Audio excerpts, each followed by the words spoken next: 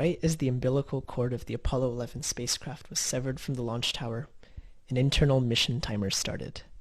This timer, this pulse, lived within the very heart of the spacecraft, the Apollo guidance computer. And from then on, the Apollo guidance computer handled much of the running of the spacecraft, from calculating the trajectory needed to reach the moon to actually flying the spacecraft through an autopilot program.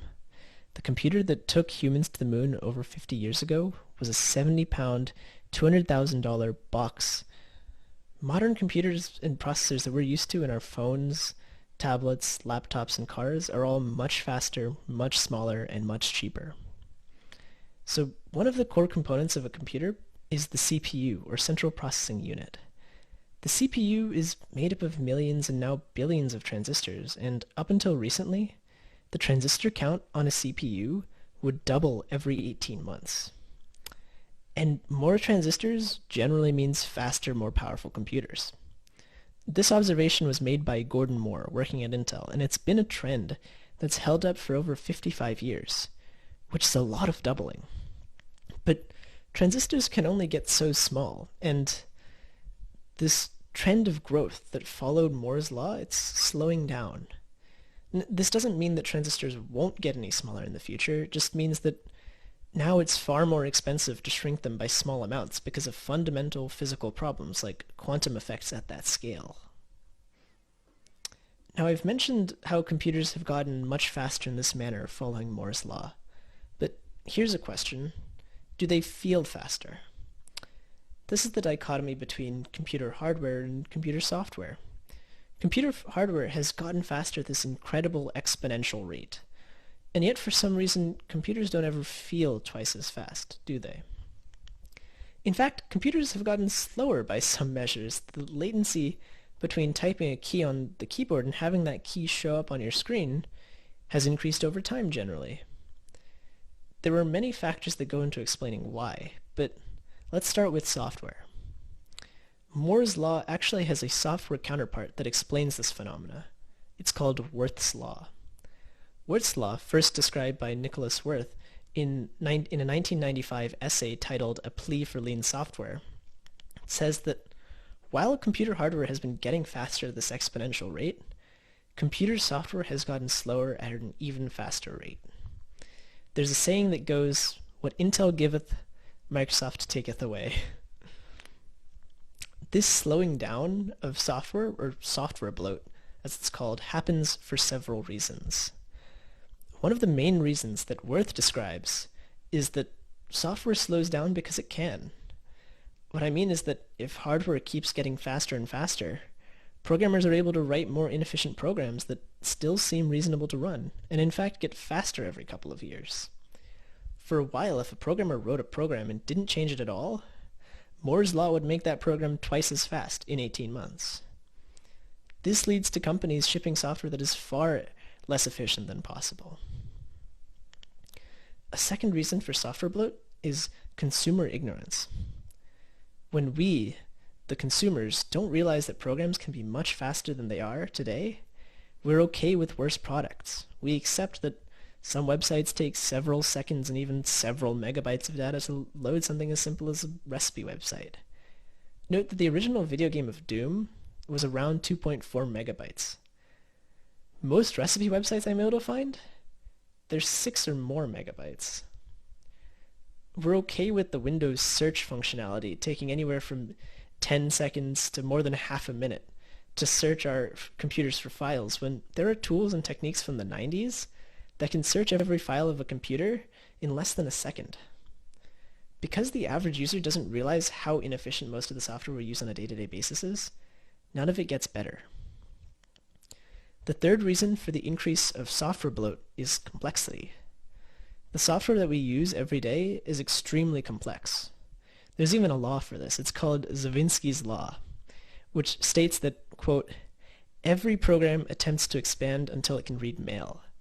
Those programs which cannot so expand are replaced by ones which can," end quote. Maybe email isn't as important as it once was, but this law isn't about the specifics, but rather about how programs tend towards adding more and more features. A good example of this type of bloat is popular social media platforms. Take Instagram, for example.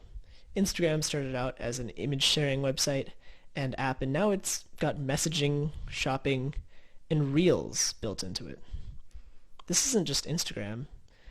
Twitter, Facebook, Reddit, and even LinkedIn all have messaging built in. It seems as though all these sites tend towards having a messaging system. And of course, websites aren't the only offender when it comes to excessive features and feature creep. Numerous desktop programs try and do as many things as possible. In general, the more things you want a program to do, the larger and more bloated the program becomes, especially if features do not fit well with the original design. Finally, there are numerous economic factors involved. One economic factor is that customer dependence is more profitable than customer education. This is to say that even if it's more expensive for a company to hire tons of IT staff to answer every questions of users of their software, it's still preferable to actually educating the users because the company can sell customer service, making users dependent on the company. Another economic factor is time pressure. When software companies move fast and break things, it ends up having a detrimental effect to the quality of code produced. This mentality discourages careful planning and instead encourages building up a large code base on a shaky foundation. A final factor is that programmers tend to trade off performance for convenience. We do this through using higher and higher levels of abstraction. So what's the level of abstraction? Well, it's a computational layer that gives a higher level picture of a complex lower level. We're abstracting away details. So as an example, let's go through some common layers of abstraction in a modern computer. The layers, in order from closest to the hardware to the furthest away from the hardware, are the CPU layer, a compiled language layer, and then the interpreted language layer. So the CPU layer, this is right on the hardware. This is where all the computation happens. The CPU takes in binary machine code and performs basic operations like adds, multiplies, and manipulating memory and so on.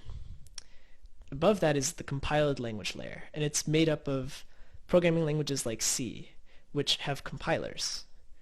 A compiler is a program that takes this high-level code in a language like C and converts it into equivalent machine code that runs on the CPU. These compiled languages make it far easier for programmers to do their job without needing to know the nitty-gritty of what exactly the CPU is doing at every moment in time. And finally, above that, the interpreted language layer, it's this layer with programming languages like Python, which are languages that depend on a program called an interpreter. So when you run a program that's written in something like Python, the interpreter figures out what the program has to do at the exact moment that you're running it. So while this allows programmers to be even more flexible, this also tends to be orders of magnitude slower than a compiled language. And a prime example of programs that you probably use on a day-to-day basis in this sort of interpreter layer are websites. Websites are essentially programs that you download and are interpreted by a web browser to be displayed in a certain way. The further up the layers you go, the slower programs tend to be, and more programs are being made in this less efficient manner. So now we know why software bloat occurs. How can we fix it? How can we harness the incredible hardware that many of us have access to?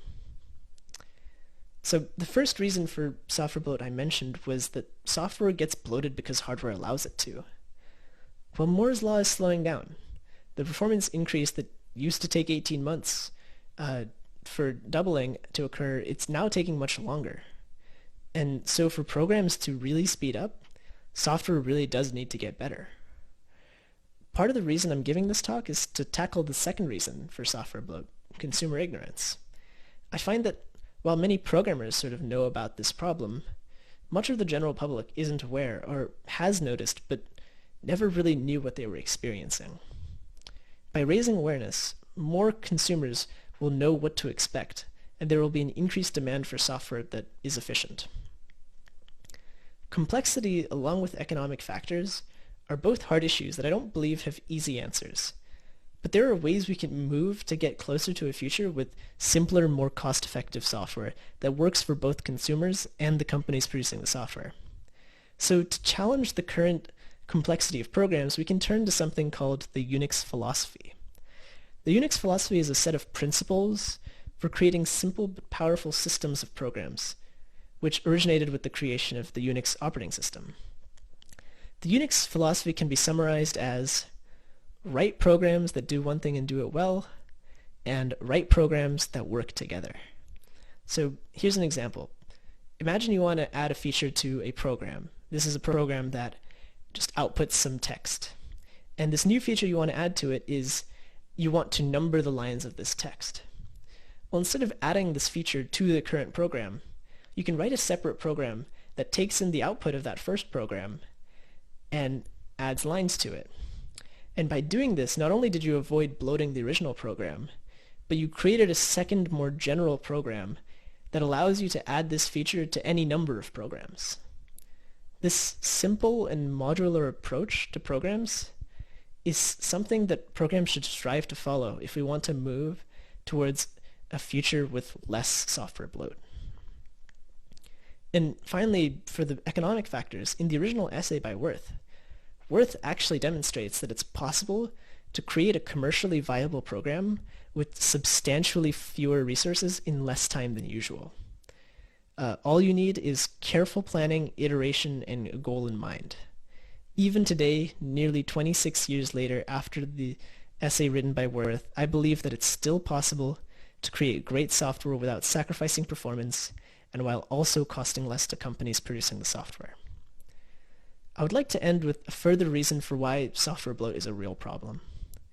Besides improvements for the quality of life of people living in developed countries, reducing software bloat will make programs more accessible to those in developing countries without access to the fastest internet or the latest processor. Software bloat is a barrier to humanity harnessing the full potential of the modern computer.